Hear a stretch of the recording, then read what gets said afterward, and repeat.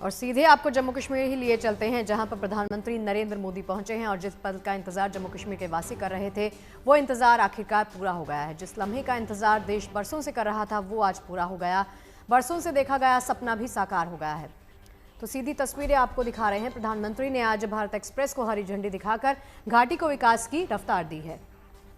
तो प्रधानमंत्री ने जिस वक्त इस रेलवे ब्रिज का उद्घाटन किया उस वक्त की आप अनरिबन करते हुए तस्वीरें भी देख सकते हैं। प्रधानमंत्री नरेंद्र मोदी को जम्मू कश्मीर के मुख्यमंत्री भी उनके साथ मौजूद हैं। चिनाब रेल ब्रिज का उद्घाटन करते हुए प्रधानमंत्री नरेंद्र मोदी को आप देख सकते हैं और ये हरी झंडी दिखाते हुए रवाना किया है प्रधानमंत्री ने इस ट्रेन को।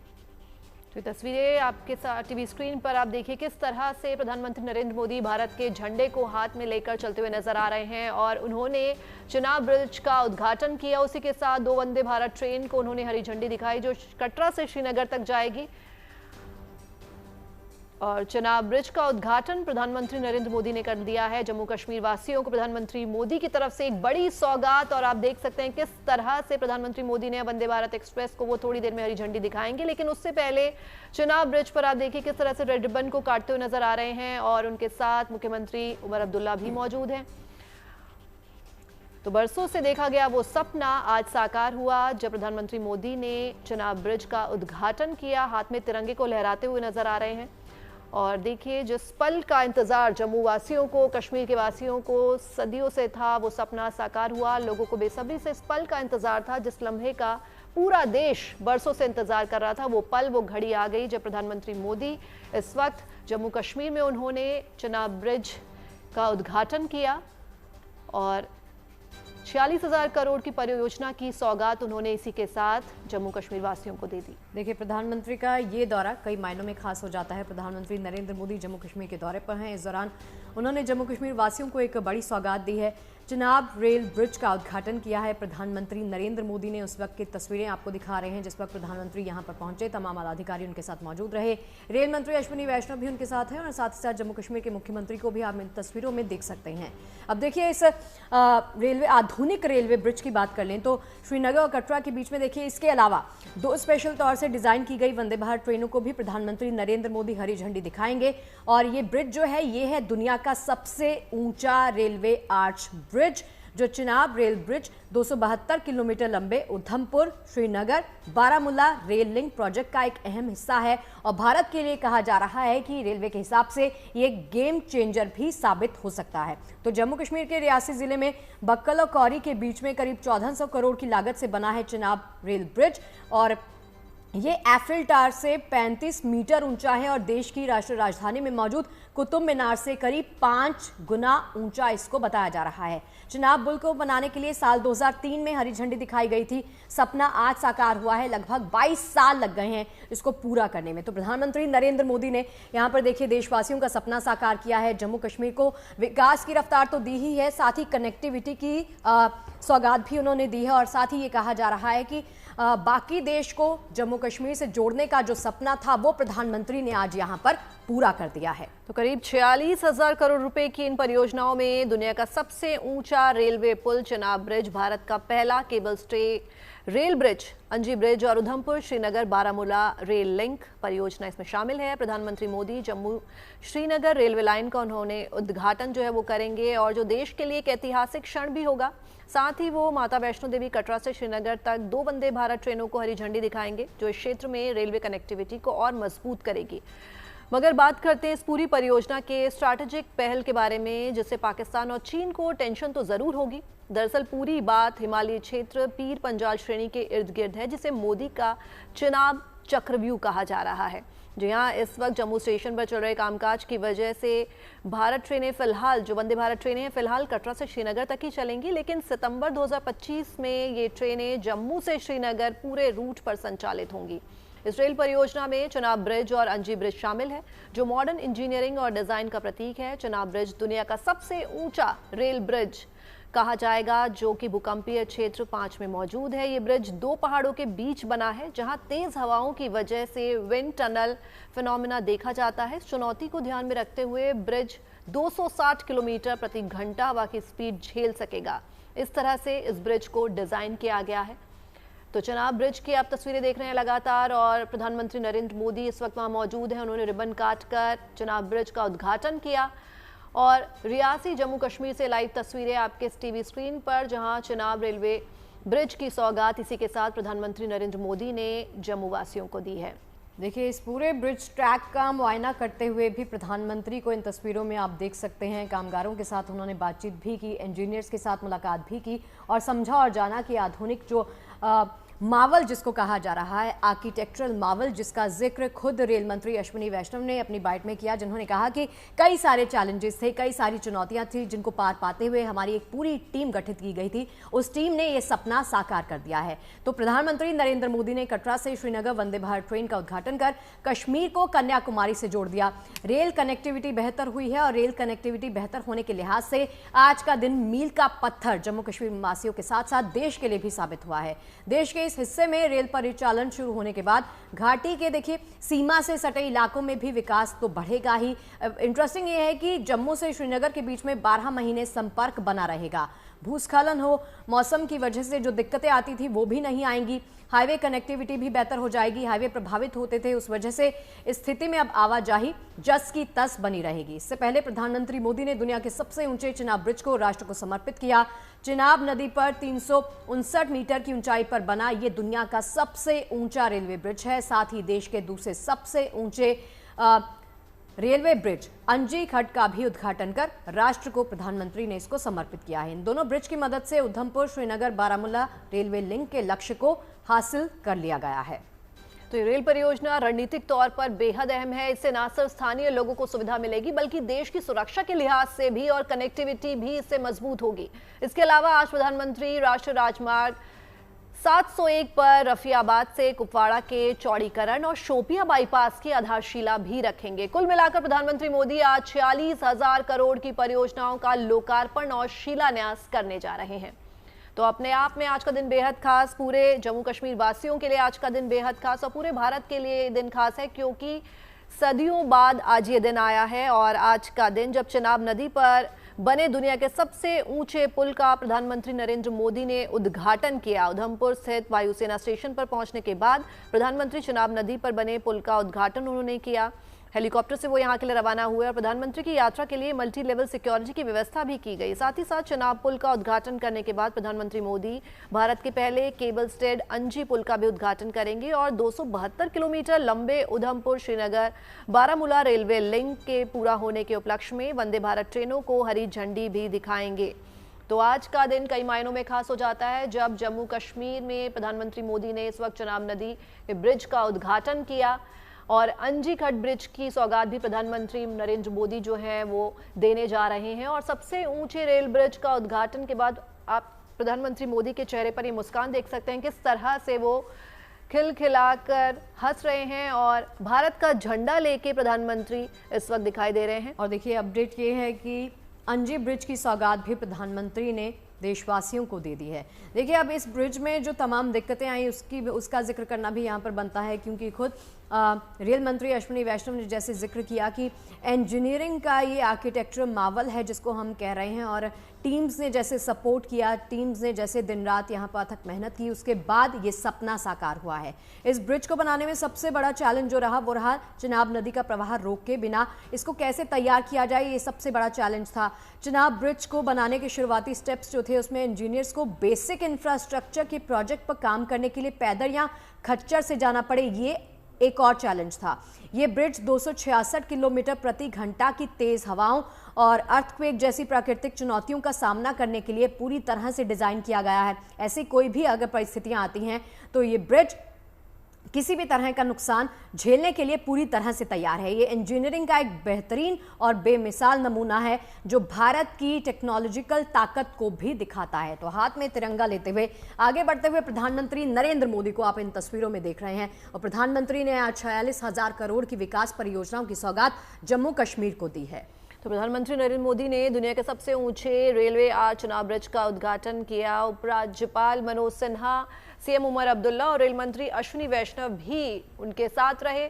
वंदे भारत एक्सप्रेस कश्मीर में विकास की एक नई सौगात लेकर आई है। अब से थोड़ी देर पहले हमारे सहयोगी ने करीब से वंदे भारत एक्सप्रेस का मुआयना किया, उसमें बैठने का लुत्फ उठाया और ट्रेन की सुविधाओं को लेकर लोको पायलट से बातचीत भी की। देखिए रिपोर्ट। इस वक्त हम जम्मू कश्मीर के कटरा रेलवे स्टेशन पर मौजूद हैं और आप तस्वीरों में देख सकते हैं कि ये वही वंदे भारत ट्रेन है जो पूरे भारत को कश्मीर से जोड़ने वाली है। इस ट्रेन में कई खासियतें, कई तरह की जो नायाब टेक्नोलॉजी है उनका इस्तेमाल जो है इस ट्रेन में किया गया है। अंदर चलते हैं, वो दिखाते हैं आपको तस्वीरें इस ट्रेन के अंदर की कि इसमें ऐसी क्या खासियत है, क्योंकि इसके बारे में जो है पिछले काफ़ी दिनों से इस ट्रेन को चलाने की कोशिश जो है वो की जा रही थी। और ये देखिए, यहाँ से इस ट्रेन का संचालन होगा और हमारे साथ लोको पायलट भी मौजूद है, उनसे बात करेंगे। सर, अगर आप थोड़ा सा इधर आ सके, मैं आपसे समझना चाहता हूँ कि इस ट्रेन की क्या खासियत है। हम जहाँ पर बैठे हुए हैं यहाँ से किस तरह से सर्दियों में भी ये ट्रेन ऑल वेदर कनेक्टिविटी देगी।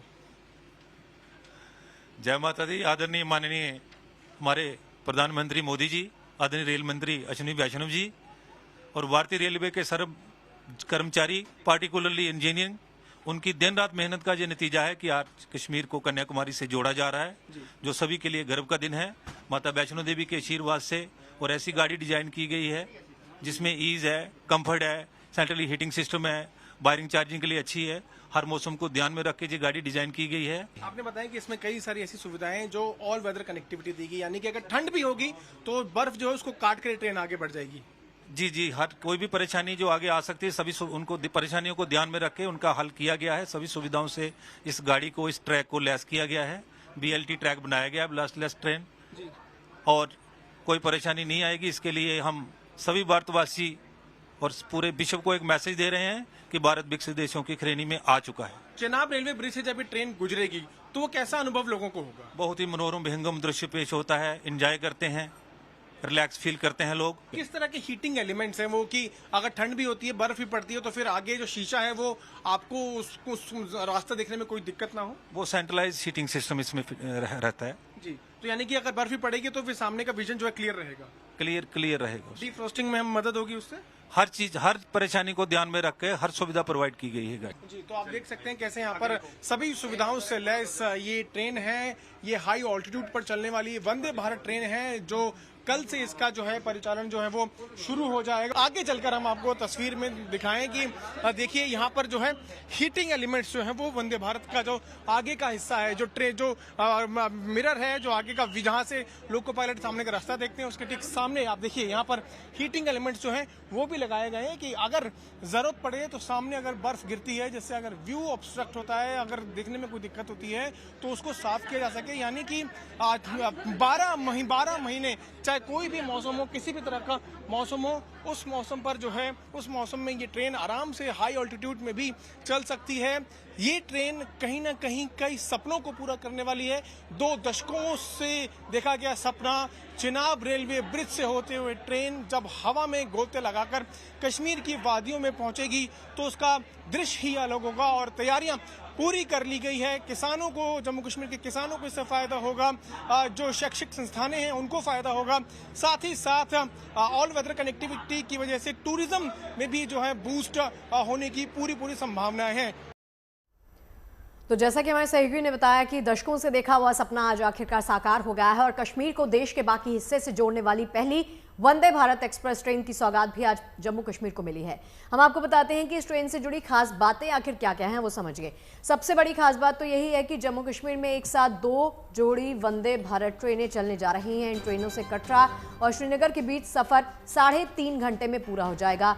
इनमें से एक ट्रेन जिसका नंबर 26401 है, कटरा से सुबह 8:10 पर चलेगी और सुबह 11:10 पर श्रीनगर पहुंचेगी। जबकि दूसरी ट्रेन जिसका नंबर 26403 है, दोपहर 2:55 पर कटरा से चलेगी और शाम को 6 बजे श्रीनगर पहुंचेगी। वहीं वापसी में एक ट्रेन जिसका नंबर 26402 है, दोपहर 2 बजे श्रीनगर से वापस आएगी और शाम को 5:05 पर कटरा पहुंचेगी। जबकि एक और ट्रेन जिसका नंबर 26404 है, अगले दिन सुबह 8 बजे श्रीनगर से वापस आएगी और सुबह 11:05 पर कटरा पहुंच जाएगी। ये दोनों ट्रेनें सप्ताह में 6 दिन कटरा और श्रीनगर के बीच में चलेंगी।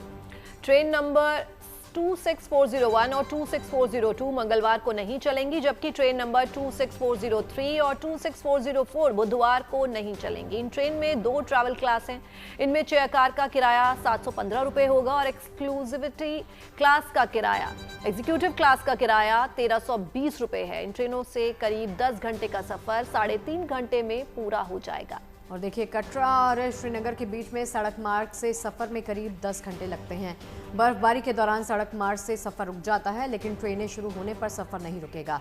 अभी ये ट्रेनें सिर्फ बनिहाल में रुकेंगी, अन्य स्टॉपेज पर फैसला बाद में किया जाएगा। तो कटरा श्रीनगर ट्रेन कश्मीर को पूरे साल रेलवे के जरिए जोड़े रखने के महत्वाकांक्षी प्रोजेक्ट का पहला चरण है। और अगले चरण में नई दिल्ली से जम्मू होते हुए श्रीनगर तक वंदे भारत समेत अन्य ट्रेन चलने की योजना है। नई दिल्ली श्रीनगर वंदे भारत एक्सप्रेस के इस साल अगस्त या सितंबर से शुरू करने की तैयारी है। हालांकि एक ही ट्रेन नई दिल्ली से सीधे श्रीनगर नहीं जाएगी। देखिए, यात्रियों को नई दिल्ली से कटरा पहुंचने पर ट्रेन बदलनी पड़ेगी। कटरा में सुरक्षा जांच होगी। इस प्रक्रिया में 2 से 3 घंटे भी लग सकते हैं।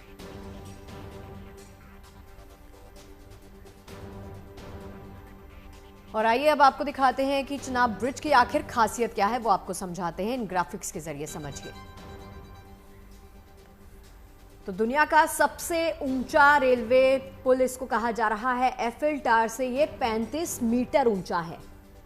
तो चिनाब ब्रिज की खासियत आप देखिए, कुतुब मीनार से 287 मीटर ऊंचा इस ब्रिज को बताया जा रहा है। ये इसकी खासियत है कि कुतुब मीनार से ज्यादा ऊंचा है। पुल नदी तल से 359 मीटर ऊंचा है। नदी से भी इसकी ऊंचाई काफी है।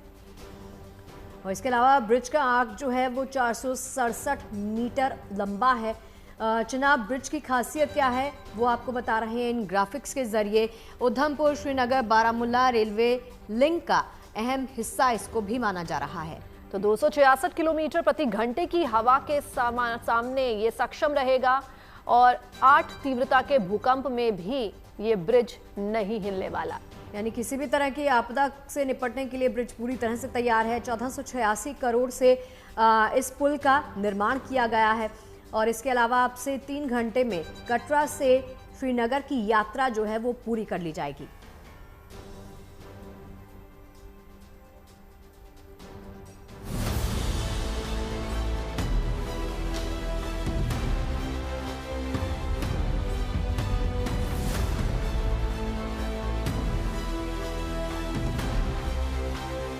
दुनिया के सबसे ऊंचे आर्क रेलवे ब्रिज के उद्घाटन के साथ ही विकास की नई रफ्तार पर सवार हो गया है जम्मू कश्मीर।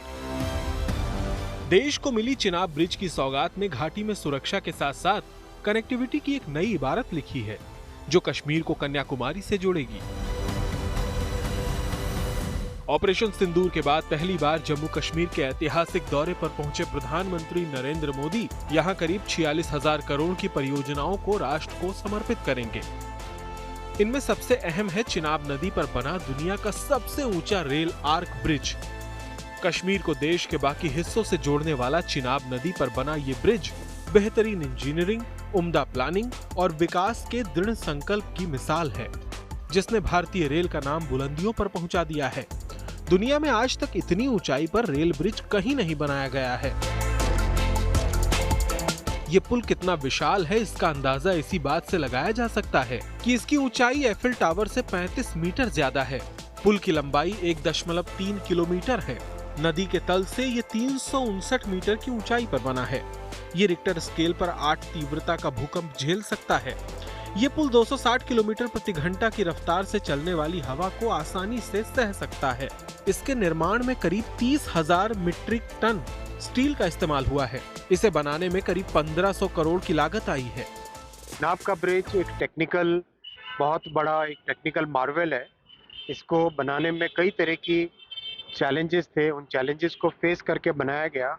आप इसके टेक्निकल पैरामीटर्स को अगर देखें तो इस ब्रिज का डिज़ाइन 260 किलोमीटर प्रति घंटा wind speed, 260 kilometre per hour wind speed और जो जोन 5 सिस्मिक जोन के हिसाब से उसका डिज़ाइन है। यानी एक बहुत ही कॉम्प्लेक्स प्रोसेस से इसका डिज़ाइन किया गया है। इसकी फाउंडेशन देखो, अगर आप फाउंडेशन फुटबॉल फील्ड के आधे के बराबर है। 30,000 टन स्टील लगा है इसमें।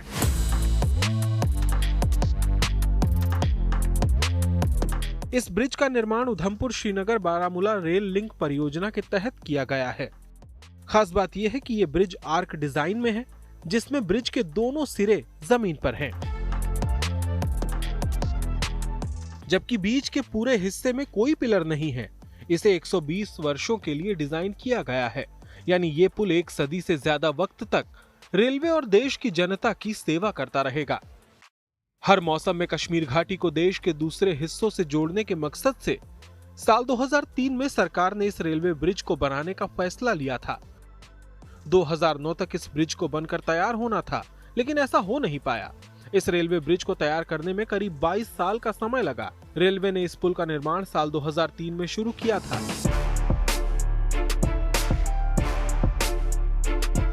अब करीब 2 दशक की कड़ी मेहनत के बाद ये ब्रिज जम्मू कश्मीर में विकास की नई गाथा लिखने को तैयार है। Bureau report, good news today. और चनाब ब्रिज के साथ ही जम्मू श्रीनगर रेल लाइन पर बना अंजी खट ब्रिज भी उन्नत इंजीनियरिंग का नायाब नमूना है। इन दोनों ब्रिज की मदद से ही उधमपुर श्रीनगर बारामूला रेलवे लिंक के लक्ष्य को हासिल किया गया। अब से थोड़ी देर पहले प्रधानमंत्री नरेंद्र मोदी अंजी खट ब्रिज का भी उन्होंने उद्घाटन किया।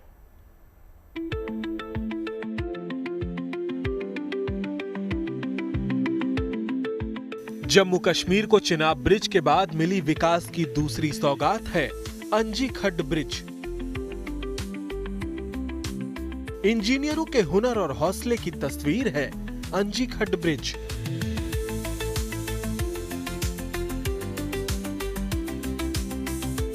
चिनाब ब्रिज के साथ ही जम्मू श्रीनगर रेल लाइन पर बना अंजी खट ब्रिज भी उन्नत इंजीनियरिंग का नायाब नमूना है। चिनाब ब्रिज के बाद भारत का दूसरा सबसे ऊंचा रेलवे पुल है और इसे चिनाब नदी की सहायक अंजी नदी पर बनाया गया है। बड़ी बात यह है कि भारत का यह पहला केबल स्टेटेड रेलवे पुल है जो कटरा और रियासी के बीच स्थित है। ये पुल पिलर और केबल के सहारे पूरी रेल लाइन को सहारा दे रहा है। ये पुल 725 मीटर लंबा है। इसका 473 मीटर हिस्सा सिर्फ केबल पर टिका है। ब्रिज की ऊंचाई 331 मीटर है। पुल में कुल 96 केबल लगाए गए हैं। अंजी ब्रिज भी अपने आप में बहुत ही एक महत्वपूर्ण ब्रिज है। केबल वाला ब्रिज बनाना, हाईवे में केबल के ब्रिज कई जगह बने, रेलवे में केबल का ब्रिज पहली बार बनाया। इसका कारण है रेलवे में लोड बहुत होता है, गाड़ी हैवी होती है। ट्रक तो ज़्यादा से ज़्यादा कहो तो 35 टन 40 टन की होती है, लेकिन ट्रेन बहुत हैवी होती है, 4000 टन की भी होती है। इसलिए जनरली केबल वाला ब्रिज रेलवे में नहीं बनाते। यहाँ पर एक स्पेशल डिज़ाइन के साथ बनाया गया है। इस केबल रेलवे पुल को इस तकनीक से डिजाइन किया गया है कि तापमान का इस पर असर नहीं होगा। अत्यधिक गर्मी और सर्दी में यह अपना आकार नहीं बदलेगा। इस ब्रिज को तेज हवाओं और भूकंप का सामना करने के लिए भी डिजाइन किया गया है। ये पुल 230 किलोमीटर प्रति घंटे की रफ्तार से चलने वाली हवा को भी झेल सकता है। उधमपुर श्रीनगर बारामूला रेल लिंक परियोजना के तहत बने ये पुल न सिर्फ जम्मू कश्मीर की आवाम के लिए बल्कि पूरे देश के लिए बड़ी सौगात हैं। Bureau report, good news today. और रक्षा क्षेत्र से गुड न्यूज जो राफेल फाइटर जेट से जुड़ी है। अब इसके फ्यूजलेस का निर्माण भारत में होगा। इसके लिए दसॉल्ट एविएशन और टाटा एडवांस सिस्टम लिमिटेड के बीच डील हुई है, जिसके तहत राफेल विमान की बॉडी हैदराबाद में बनेगी। आत्मनिर्भरता के साथ ही इसका बड़ा फायदा भारत को होगा।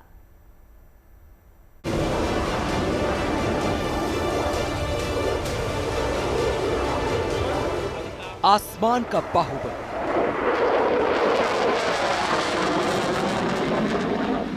ये लड़ाकू विमान जब फर्राटा भरता है तो दुश्मन का कलेजा कांप उठता है। 5th जनरेशन के जैसी क्षमता वाले 4.5 जनरेशन के इस विमान में दुश्मन के विमान को उलझाने, उसके इलाके में अंदर तक घुसकर हमला करने, एंटी शिप स्ट्राइक और परमाणु हमला जैसी ताकत है। बड़ी बात यह है कि अब भारत में ही राफेल फाइटर जेट की रीढ़ यानी फ्यूलेज का निर्माण होगा।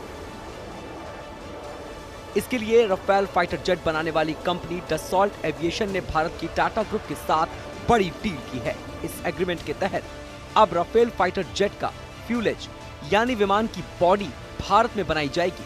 इस पार्टनरशिप के तहत हैदराबाद में एक फैक्ट्री सेटअप की जाएगी। इसी फैक्ट्री में रफेल का front section, central fuselage, rear section और लैटरल शेल्स जैसे अहम ढांचों का निर्माण किया जाएगा। इससे भारत न सिर्फ आत्मनिर्भर होगा बल्कि आर्थिक और तकनीकी फायदा भी होगा। हैदराबाद में फ्यूलेज बनने से भारत रफेल जेट्स के रखरखाव और उत्पादन में आत्मनिर्भर होगा। हजारों नौकरियां पैदा होंगी और अर्थव्यवस्था को बढ़ावा मिलेगा। Bharat global aerospace supply chain का हिस्सा बनेगा। टेक्नोलॉजी ट्रांसफर से भारतीय इंजीनियरों को हाईटेक मैन्युफैक्चरिंग सीखने का मौका मिलेगा। अब जरा फ्यूलेज की अहमियत जान लीजिए, जिसे आसान शब्दों में इस तरह समझा जा सकता है। ये विमान का वो हिस्सा होता है जो पंखों, पूंछ और इंजन को छोड़कर बाकी सारी संरचना को जोड़ता है। ये पंखों, पूंछ, इंजन और लैंडिंग गियर को एक साथ जोड़ता है, जिससे विमान एक इकाई के रूप में काम करता है। इससे विमान को वो मजबूती मिलती है जिससे हवा में तेज रफ्तार और युद्ध की स्थिति में टिक सके। फ्यूलेज में मिसाइल्स, बम और लेजर गाइडेड हथियार रखने की जगह होती है। इसमें रडार, सेंसर और इलेक्ट्रॉनिक सिस्टम भी लगे होते हैं जो युद्ध के लिए अहम है। फ्रंट फ्यूलेज में कॉकपिट होता है जो पायलट को सुरक्षित रखता है। इसमें इजेक्शन सीट और बुलेट प्रूफ कैनोपी होती है। सेंट्रल और रियर फ्यूलेज में ईंधन टैंक होता है जो लंबी उड़ानों के लिए जरूरी है। इसका स्टील्थ डिजाइन रडार सिग्नल को कम करता है, जिससे दुश्मन का पता लगाना मुश्किल होता है। हैदराबाद में राफेल जेट के फ्यूलेज निर्माण का काम 2028 से शुरू होने की संभावना है, जहां हर महीने 2 पूरी फ्यूलेज बनाने की क्षमता होगी। यहां न सिर्फ भारतीय वायुसेना के लिए बल्कि इंटरनेशनल मार्केट के लिए भी राफेल के मुख्य ढांचे तैयार किए जाएंगे। Bureau report, good news today.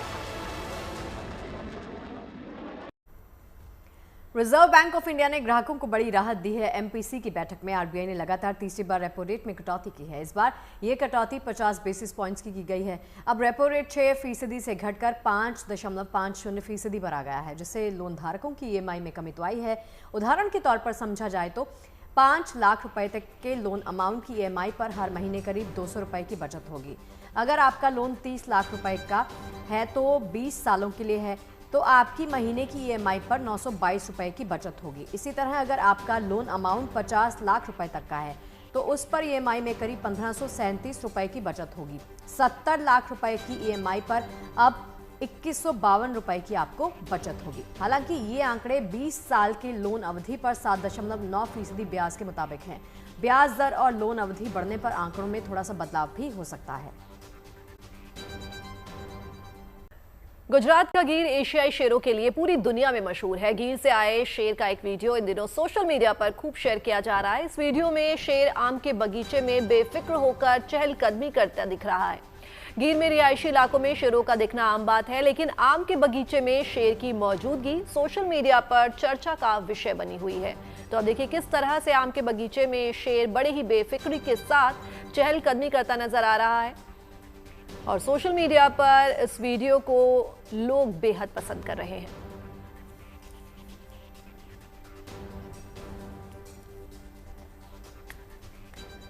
Pahalgam आतंकी हमले और ऑपरेशन सिंदूर के बाद भारत की ओर से चलाए जा रहे अंतर्राष्ट्रीय कूटनीतिक अभियान के दौरान वाशिंगटन डीसी में एक अनोखा और भावुक पल देखने के लिए मिला, जब कांग्रेस सांसद डॉक्टर शशि थरूर से सवाल पूछने वाला कोई और नहीं बल्कि उनके बेटे ईशान थरूर निकले। ईशान पेशे से जर्नलिस्ट हैं, वॉशिंगटन पोस्ट में कॉलमनिस्ट हैं और उन्होंने अपने पिता शशि थरूर से मजाकिया लहजे में, व्यक्तिगत क्षमता में और आपसे मिलने के बहाने सवाल पूछने की इजाज़त मांगी तो शशि थरूर ने भी उसी अंदाज में कहा कि इसे अलाउ नहीं करना चाहिए, ये मेरा बेटा है। इसके बाद वहां हंसी का माहौल बन गया। हालांकि जैसे ही ईशान ने माइक लिया, शशि थरूर मुस्कुराए और उन्हें जवाब देने से पहले, इसे ठीक करने से उठाने के लिए पहले इशारा करते हुए देखे गए।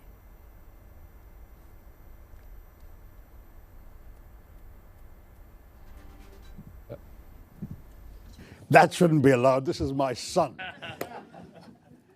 Ishan Tharoor of the Washington Post. Definitely asking a question in personal capacity. And mostly to say hi before you go off to your next engagement. Raise the mic. That shouldn't be allowed. This is my son. और जब ईशान ने इसके बाद अपना सवाल दागा तो इस पर उन्हें जवाब भी शानदार मिला। सुने ईशान थरूर का सवाल और इस पर शशि थरूर का जवाब क्या था। Mostly to say hi before you go off to your next engagement. I'm curious though, on this tour you've been on, various countries in the Western Hemisphere, have any of your government interlocutors asked you to show evidence of Pakistan's culpability in the initial attack? And what do you say to the repeated Pakistani denials of having any hand in the initial attack? Okay, well, I'm very glad you raised this, Ishan, though I didn't plant it, I promise you. This guy does this to his dad. Very simply, no one had any doubt, and we were not asked for evidence. But media have asked, and so you are speaking for your tribe in that in 2 or 3 places media asked this question. Let me say very clearly that India would not have done this without convincing evidence. But there were 3 particular reasons I want to draw your attention to, all of you. The first is that we've had a 37-year pattern of repeated terror attacks from Pakistan accompanied by repeated denials. I mean, Americans haven't forgotten that Pakistan didn't know, allegedly, where Osama bin Laden was until he was found in a Pakistani safe house right next to an army camp in a cantonment city. That's Pakistan. Mumbai attacks, they denied having anything to do with it. One of the terrorists was captured alive, his name, his identity, his address in Pakistan, everything was revealed. Under interrogation, he told us where he was trained, what was done. The US intelligence, as well as ours, recorded the chilling voice of the Pakistani handler giving minute-by-minute instructions to the killers in Mumbai, telling them where to go. And they were monitoring Indian TV and saying, there are people hiding on the 3rd floor of that hotel, go and shoot them there. This kind of thing is going on. Your sources recorded this too. So we know what Pakistan's all about. They will dispatch terrorists, they will deny they did so until they're actually caught.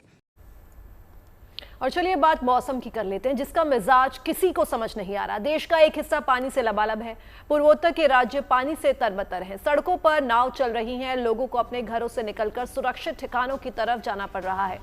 बारिश से पैदा हुए बाढ़ के हालात के बीच राहत और बचाव अभियान लगातार जारी है। लोगों तक खाने पीने के पैकेट्स और जरूरी सामान पहुंचाया जा रहा है, जबकि दूसरी तरफ हिमाचल प्रदेश के चंबा में जून के महीने में भीषण बर्फबारी हुई है।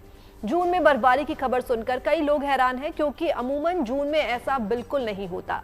वहां हुई बर्फबारी से सड़कें ढक गई हैं और गाड़ियों की छत पर भी सफेदी छा गई है। बाद में राहत और बचाव का काम शुरू किया गया, बर्फ हटाने वाली मशीनों को मैदान में उतारा गया, साथ ही मजदूरों को भी औजारों के साथ बर्फ हटाने के लिए उतरना पड़ा।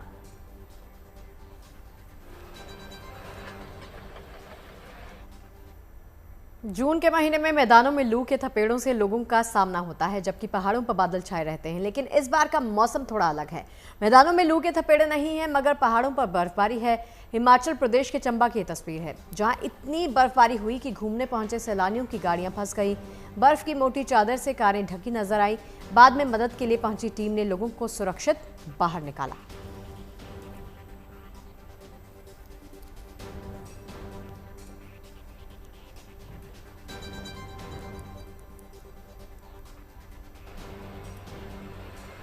तस्वीरें आपको दिखा रहे हैं, यहाँ पर घूमने फिरने के लिए पहुंचे हुए लोगों की दिक्कतें देखिए लगातार बढ़ गई। उस वक्त जब लगातार बर्फबारी के बावजूद वो बाहर निकल रहे थे, लेकिन बाहर निकलने का रास्ता नहीं मिला, तभी रेस्क्यू टीम्स वहां पर पहुंची और बर्फ को हटाकर उनको सुरक्षित बाहर निकाला।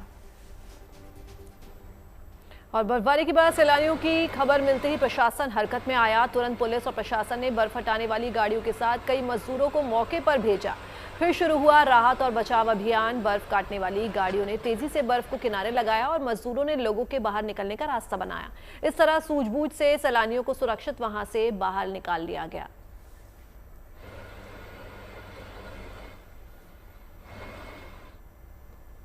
हिमाचल में भारी बर्फबारी के बीच में फंसे 70 पर्यटकों को रेस्क्यू कर लिया गया है। ये सभी पर्यटक साच पास के पास रास्ते में फंस गए थे। देश के कई हिस्सों में इन दिनों मौसम चुनौती पेश कर रहा है। हिमाचल में बर्फबारी हो रही है तो वहीं पूर्वोत्तर में जमकर बारिश से लोग काफी परेशान हैं। असम में कुछ गांवों का संपर्क दूसरे इलाकों से टूट चुका है। इन गांवों में नाव के जरिए मदद भी पहुंचाई जा रही है।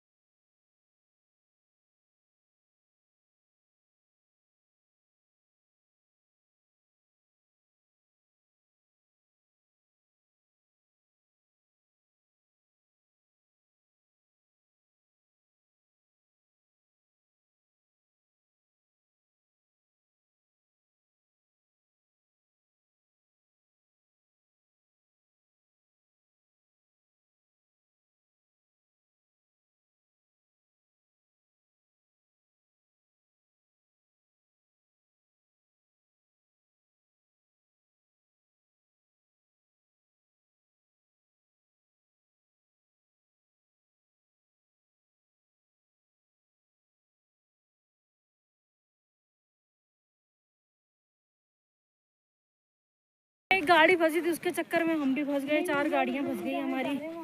हम भगवान से बस यही दुआ करेंगे कि स्नो बंद हो जाए, हमारे जो बच्चे हैं उनके ऊपर किसी की दया हो जाए। सैलानियों को रेस्क्यू करने के लिए पुलिस और लोक निर्माण विभाग की टीम साच पास की तरफ निकल पड़ी, लेकिन बर्फ से ढके रास्तों से होकर इन पर्यटकों तक पहुंचना आसान नहीं था। पर्यटकों तक पहुंचने के लिए रेस्क्यू टीम को करीब 6 किलोमीटर का सफर पैदल ही पूरा करना पड़ा। रेस्क्यू टीम ने सचे जोत पहुंचकर इन सभी सैलानियों को सुरक्षित जगहों पर पहुंचा दिया। शाम को ये सूचना आई थी कि लगभग 10 से 15 व्हीकल्स में जो टूरिस्ट हैं वो वहाँ पे बर्फ़ होने के कारण वापस आने में असमर्थ हैं। तो इसके संदर्भ में जो तीसा थाने की तरफ से एक टीम और जो हमारी बटालियन की वहाँ पे पोस्ट है उनकी जो टीम है उन्होंने एक रेस्क्यू ऑपरेशन अंडरटेक किया था। इसके अंतर्गत लगभग 40 से 50 लोग जो हैं वो ऊपर फंसे हुए बताए गए थे। साथ में एक जगह पे एवलांच आने के कारण जो रोड है वो भी बाधित हो गया था। तो एवलांच से जो नीचे की तरफ लगभग 30 से 35 लोग थे, उन सबको सुरक्षित रात में ही वापस लेकर जो टीम है वो बैरागढ़ तक पहुंच गई थी। इसके बाद मशीन के जरिए बर्फ हटाकर गाड़ियों को बाहर निकालने का काम शुरू किया गया। सचेजोत में हो रही बर्फबारी को देखते हुए प्रशासन ने इस रूट पर शाम के बाद गाड़ियों की आवाजाही पर रोक लगा दी है। हमारे जो टूरिस्ट बाहर से आते हैं वो बेसिकली साच पास पे बर्फ़ देखने के लिए जाते हैं, तो उन्हें भी निराश जो है वो बैरागढ़ पोस्ट से ना लौटना पड़े।